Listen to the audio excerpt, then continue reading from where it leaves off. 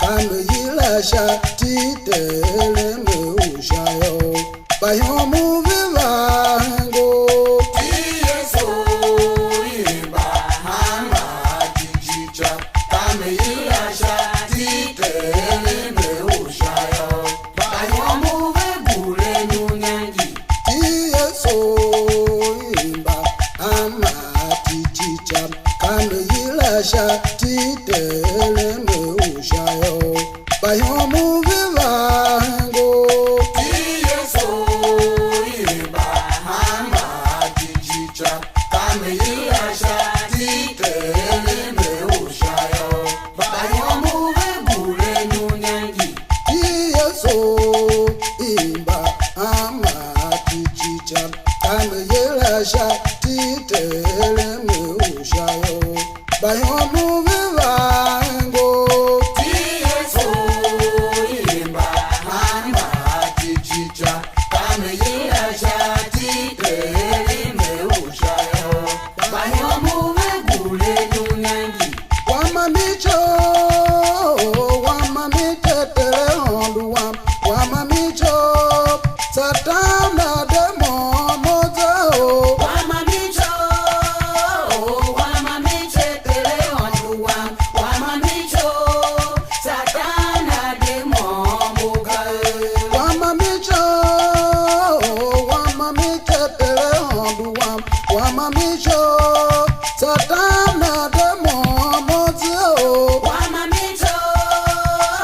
wamamicho teleonduwa wamamicho satana demo mugae umbaveluka Kristo amahoro wayo chakirena umbaveluka Yesu amahoro wayo chakirena akila mana wayo chakirena shikumogesa diabolo umbaveluka Kristo amahoro wayo chakirena umbaveluka Yesu amahoro wayo chakirena akila mana wayo chakirena shikumogesa diabolo mande maho yimate Yesu haleluya imane mawe yimate yeso imande maho yimate Yesu haleluya imane mawe yimate yeso ememe digbewe gao Yesu wakwawo baba Yesu kule kwawo kelune yimama ememe digbewe gao Yesu wakwawo baba Yesu kule kwawo kelune yimama ememe digbewe gao Yesu wakwawo baba Yesu kule kwawo kelune yimama ememe digbewe gao Yesu wakwawo baba Yesu kule kwawo kelune yimama ememe digbewe gao Yesu wakwawo baba Yesu kule kwawo kelune yimama ememe digbewe gao Yesu wakwawo baba Yesu kule kwawo kelune yimama tundo ikima yuwezo ondo uma kanyi kwando weluwele tido baba tundo ikuma yuwezo onduwa uma wamo shawambano te umano lushawamba Yesu te lushawamba Yesu te mokatele yimi haleluya omuyima uma wamo shawambano te umano lushawamba yesu te mokatele yimi haleluya batodali uyangala yakende Daniel shingwa patela yimau Andu Daniel ubelo chingwa wawe ukwaga na mopa ondu wa mayima patere duemo. Utali uyangala yakende Daniel Chihungwa patewa yimau. Aondu Danielu Daniel ubelo Chihungwa bawe ukwaga namo pa aondu wa mahimamo. Chakeli mayomo mo patere duemo. Mama gashina magala o agala jiruna emazapase wa utatolu ondo. Mama gashina magala o agaleji jiruna emajapase kwa utatolu eondo. Ratolwa yohege masema. Mama gashina magala o agala jiruna emazapase wa utatolu ondo. Mama gashina magala o agaleji jiruna emajapase kwa utatolu eondo. Ratolwa yohege masema. Envao leyi mama, enva shashi kitere ondo fao leyi mama. Envao leyi mama, merumba shashi kitere ondo fao le walema. Envao leyi mama.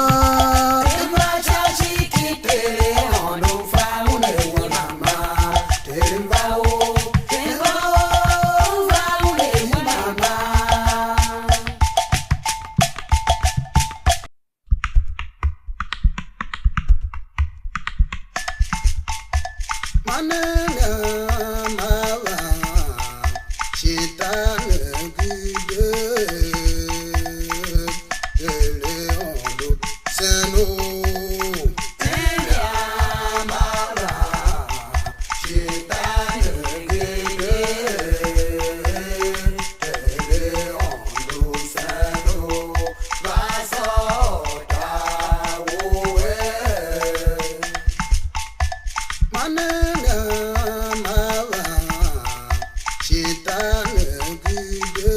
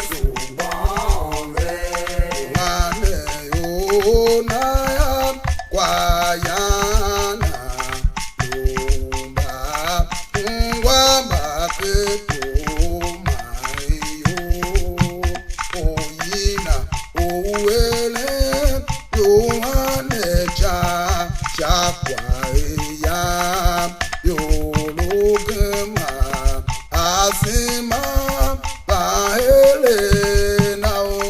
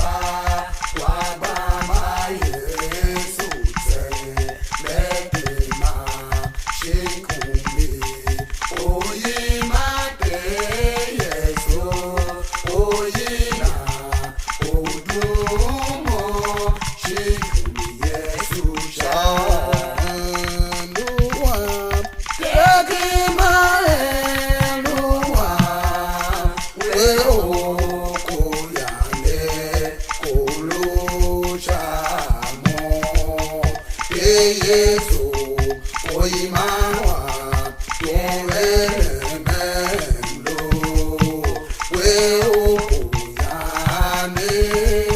we okuyane koloja omawa koya okwaluwemo oyima Yesu so embowa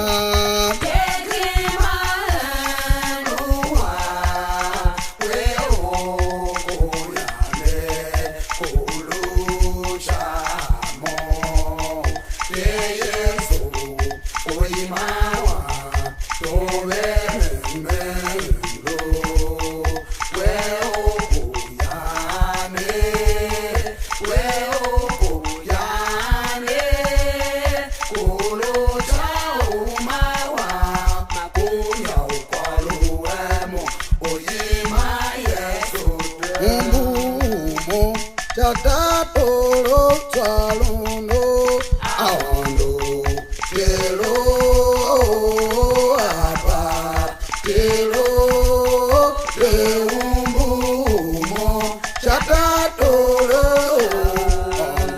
kero apa kero leumbumo tatatoro twaluno